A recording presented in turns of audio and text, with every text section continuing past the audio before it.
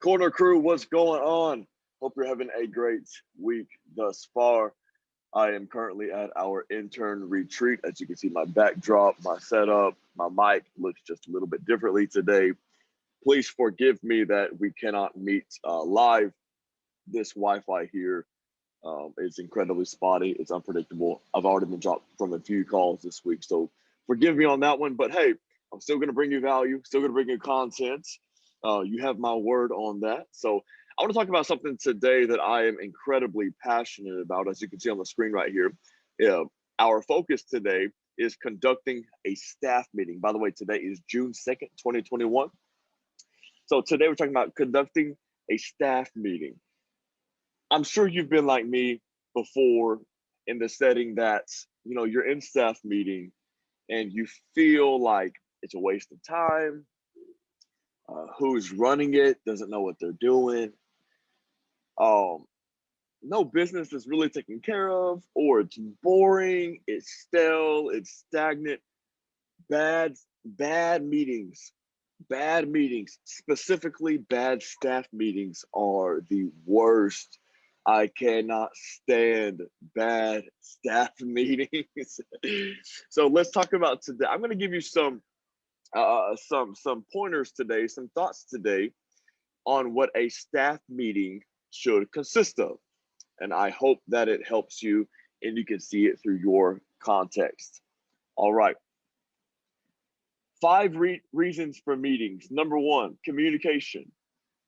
We need to be sure that we are communicating across the board relevant information to our entire staff. Okay. You need to be sure that departments are communicating, room scheduling, uh, time scheduling, the right verbiage, you know, um, what's coming up, clear expectations, when to be there, what to do when they get there, when to leave, what time they need to meet you there, stuff like that. Communicating. Be sure that we are communicating with the entire staff. And I did a teaching on communication that I would gladly get you that I did in the lounge weekly from another service that I do. So, number one, the first reason for a staff meeting is communication. Clear, concise communication. Okay. Number two, collaboration. There is nothing like a staff meeting to where you feel like you have worked as an actual team, to where it's not just a staff meeting, it feels like a team meeting. Staffs across the board, whatever industry that you might be in. I know today we're talking ministry, but staffs are always, um, they come to a crossroads in their season. If you go left, you can continue as a staff, nothing, nothing more, nothing less. If you go right, you transition and evolve into a team. And that's what we want, especially when it comes to kingdom work, right? We want to cultivate team, right? Cultivate that synergy in the room. So anytime you can get collaboration, maybe you're not the one to have all the answers. Maybe your, project manager is needing some encouragement, or maybe even your opinions, your thoughts, or someone else's opinions and thoughts. I encourage you, maybe call on somebody else in the room and say, you know, hey, Rachel's over projects or events. Hey, Jake, what do you think? Y'all ran an event the other night, with the young adults. What do you think? What worked? What was missing? What went well? What do you think we should do? Basically, you're saying encourage Rachel, speak out to the team. Let's jump in this and collaborate. Let's get this thing going together. So collaboration, man, there's nothing like a team that knows how to collaborate. Number three, celebration. This is something that I have basically sucked at for years. And this is something that I'm really trying to make some changes personally and professionally. Taking moments to celebrate what the Lord is doing. Celebrate what the Lord is doing at the church. Talk about, you know, maybe we used to open up our staff meetings with testimonies. We celebrated what the Lord, we would talk about 2 testimonies from Sunday, and we would just stop and celebrate. Sometimes we would bust out in a full praise. We were so grateful that the Lord was moving, and I think we need to stop and reflect more on just what He's doing, but also not just celebrate what the Lord is doing, although that is primary. Celebrate what the team is doing as a whole, and then celebrate what they're doing individually as team members, as staff members. You know, um, brag about them in staff meetings. Maybe brag about them from the pulpit. Brag on them on. All right, family. Case in point, the signal just dropped me. But hey, we're gonna continue. We won't have a presentation anymore, but I feel like you are good note takers. So let's jump into it. I was saying that it is so worth it to celebrate your team on social media. It's easy, and I think that all of us that are watching this have a social media. I'm not sure if all of us watching this necessarily lead meetings at this point. I'm not sure if all of us have microphones in our hand on Sundays at this point, or any other type of experience or service, whatever your culture calls it. But just take a moment and celebrate your team members, your staff members, even volunteers. This can translate into your context. And so let's be sure that we do that and honor them. Okay, honor them. Taking a moment to celebrate. It's just funner that way, y'all. It's just funner that way. I'll be so grateful. And quite frankly, your turnover will probably be lessened, decreased, because your team will love working for and working with somebody that knows how to honor them. It goes a long way. Okay, so that was number 3, celebration. Number 4, community. Community. Man, this kind of goes with collaboration a little bit, but we need to be sure that we have these community moments in staff meetings, that we hang out, that it's not all business, right? Maybe we make jokes, or we kind of maybe develop our own inside jokes or something as a staff. But just community, maybe it's going to lunch instead of having it in the meeting room. But I think an incredible contributor to momentum on a staff, motivation, quite frankly, is to have these moments of community. Okay, that's number 4. That's a reason for staff meeting, and a really good one. All right, number 5, coaching. I think we, as the leader of the meeting, we need to be sure that we take a moment and bring our team value. So we used to close staff meetings at a church I used to work at.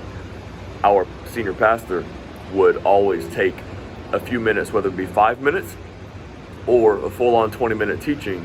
He would always take a moment and bring us some incredible value. So it wasn't just business.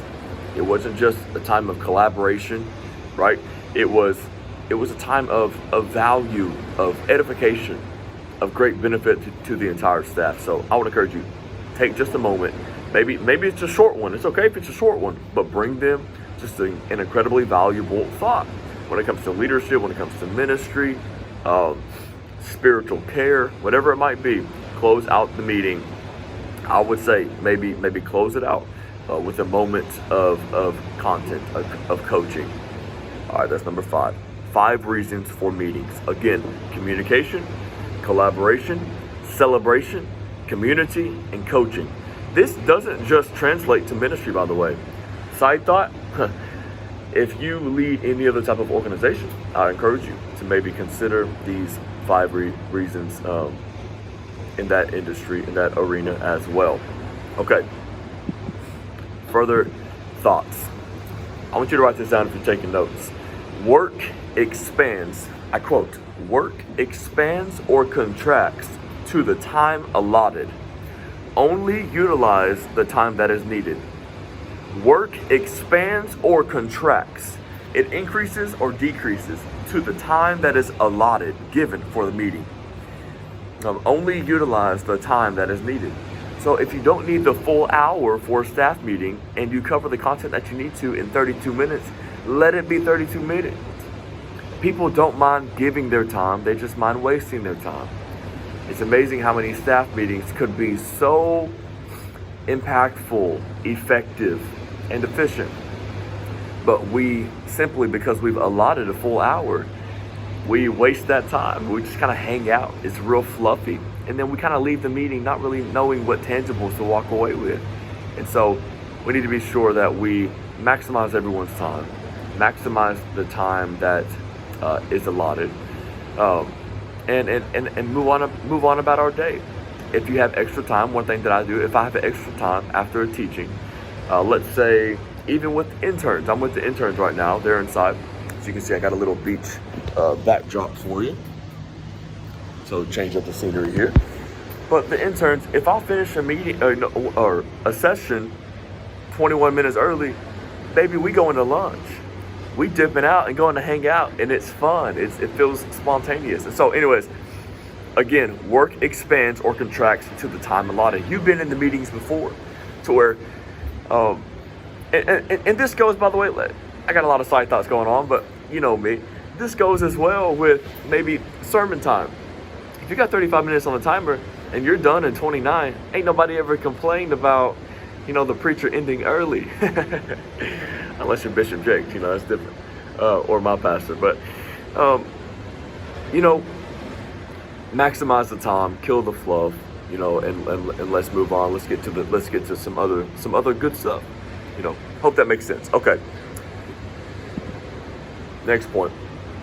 A leader doesn't just have answers. They have questions. Provoke the room. Ask. I'm going to read it again. A leader doesn't just have answers. They have questions. Provoke the room. Ask. Okay? So what I mean is that maybe you don't always have the answer to every problem or every piece of advice or opinion regarding everybody's department or situation. Maybe this is, again, earlier, like I was talking about in the collaboration thing, maybe this is when you call on other people in the room. Or you say, maybe to the staff member that has the problem, maybe you ask them, what do you think? That's the power of coaching. What do you think? Hey, what do you think? So provoke the room. Let's talk about it as a team. Give them a voice. My goodness, give them a voice. You are not the end all to every problem. And you don't want to be. Somebody that's watching this right now said amen. I already know it. You don't want to be the end all to every person's problem. You want to teach them. You want to build a culture of them going to somebody else on the staff and saying, hey brother, or hey sister, what do you think? Okay. Even if you had an incredible response or reply or piece of advice or some other edifying content, man, call on somebody else. You don't always need to be that. Because if you constantly answer, again, it will build the culture, and the expectation that they are to always knock on your door. Or, I was going to grab my phone, but I'm recording on my phone right now. Or always text you, knocking on your door digitally to get an answer. And that's not sustainable. That's not realistic. Okay? All right, so next point. Oh, this is a good one. This was proven with one of our interns that we have. Her name's Ashlyn.